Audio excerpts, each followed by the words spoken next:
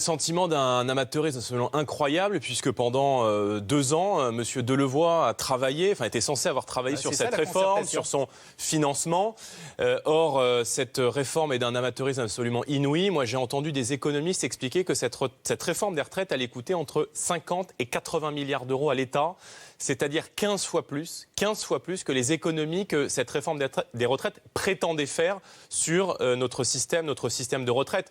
Donc la réalité, c'est que le gouvernement tente d'imposer et a tenté d'imposer une réforme que les Français ne souhaitent pas.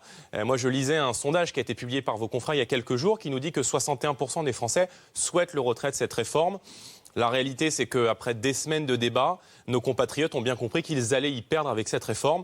Et en tout cas, ce système à points, il est profondément nocif. Il a été testé dans d'autres pays. Il n'a qu'un seul objectif, c'est l'abaissement général du niveau des retraites. Pourtant, on vous avait dit tout à l'heure, on va mettre 50 milliards de plus. Donc, à l'arrivée, ça ne peut pas être... on va faire des économies avec on ne va pas faire des économies, en tout cas, sur les pensions de retraite. Ah oui, donc mais en tout cas, sur la manière dont cette réforme des retraites a été mise en œuvre, sur la suppression des régimes spéciaux, la réattribution de régimes spécifiques, etc.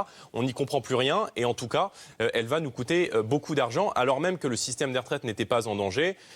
Je pense qu'on a beaucoup focalisé l'attention de cette contestation sur les blocages qu'il y a pu avoir par la CGT, notamment sur les grèves. C'est eux qui ont mené le conflit, il faut reconnaître. Ce que je constate, moi, c'est qu'il n'y a plus une seule profession aujourd'hui qui ne descend plus dans les rues pour exprimer sa colère, pour exprimer sa résignation et sa révolte contre la politique d'Emmanuel Macron. On a vu des professions différentes comme les experts comptables, les avocats, les pompiers, le personnel soignant, nos policiers aussi descendent dans les rues, exprimer un rejet de la politique qui est aujourd'hui conduite par Emmanuel Macron. Je pense qu'il a le syndrome de l'enfant roi, qu'il n'écoute que lui, et il fera mieux un petit peu de se tourner vers les Français parce que, en réalité, les grands sujets sociaux dont nous discutons aujourd'hui seront inévitablement les sujets de l'élection présidentielle. Il a perdu 4 points là, dans les sondages.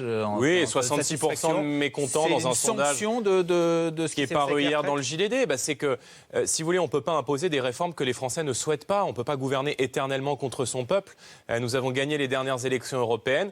Cela aurait dû être un message d'humilité pour le président de la République. Or, il continue seul dans une voie que les Français ne comprennent pas.